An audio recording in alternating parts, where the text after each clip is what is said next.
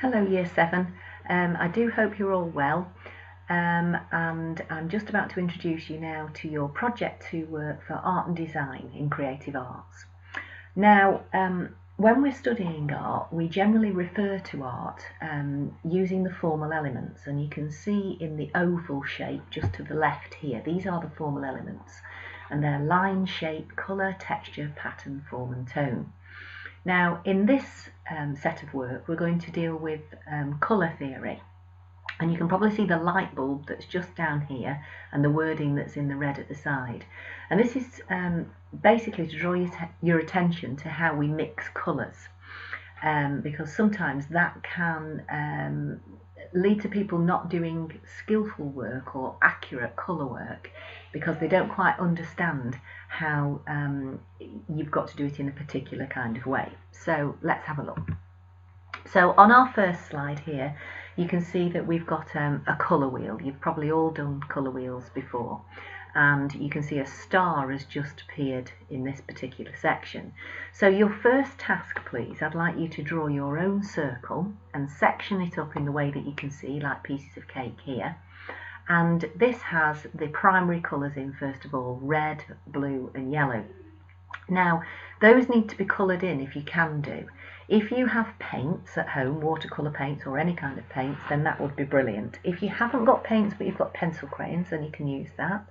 If you have oil pastels, that's fine, or chalks or anything like that, wonderful. Now what we're going to do is look at the colour theory behind it. So if we take first of all where the star is over here, we've got red and blue. Now, in order to make the purple that goes here, which is what red and blue make if they're mixed together, we've got to mix the bossy colour into the slightly lighter colour. And we only put a small amount of that in. I suppose in a way it's easier to explain it with the red and the yellow, which we'll come on to in a moment. So if you think to yourself, first of all, which is the lightest of those two colours?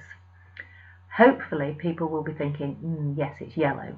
So if you were making the colour that goes in this box here, then you would start off in your palette with yellow. Now, yellow and red make orange. So if you put a tiny amount of the red into the yellow, then that would make an orange. The more red you put into the yellow, the darker the orange would be, because the red turns it a darker colour.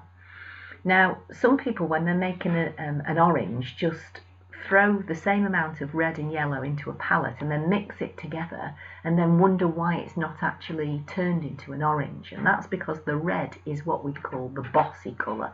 The red kind of takes over those two colours.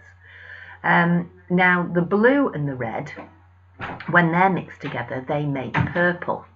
So it's a little bit different with blue and red because they're both kind of quite dominant in their colours. But when I'm making a purple, I always start off with the red and put a tiny bit of the blue into it, and then that will turn it into a purple. And then the final two colours that you see at the bottom are the blue and the yellow. You'd start off with the yellow again, put a tiny bit of the blue into it, and that would make the green. So hopefully you will end up then with 6 sections of the colour wheel painted. Now, this task is worth 10 points. So what we're looking at really is the skill in which you paint it and the colours in which you paint.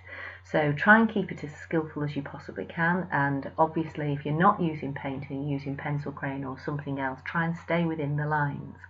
If you're using pencil crayons, the same thing applies really. If we take this red and yellow one over here, if you lie down the yellow first and then put the red pencil crayon over the top, you will see that they still mix and it will make an orange. Okay? Okay, so we're now on the next task, and we've got the colour board just to the right of us over here, just for you to have a look. And if you have a look up here, we've got 2 circles that are at the top of this sheet. Now, those 2 circles, hopefully, are going to turn into one of these balls that you can see. Oh, I'm so sorry, I moved on there. So you can see up here, one of these balls here.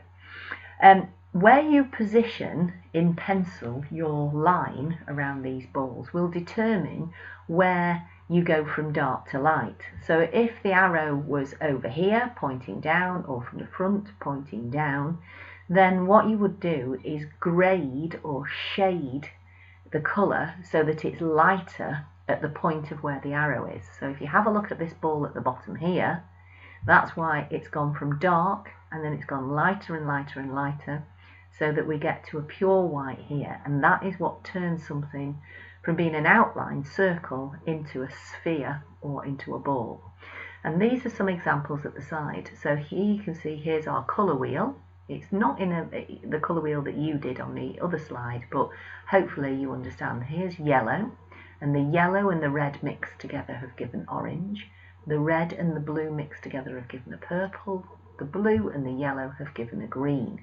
So whatever colour you decide to do, what I'd like you to do is do 2 circles and then colour them in so that they are rendered. And as you can see at the bottom of this screen here, each of these balls, each of these spheres is 5 points each.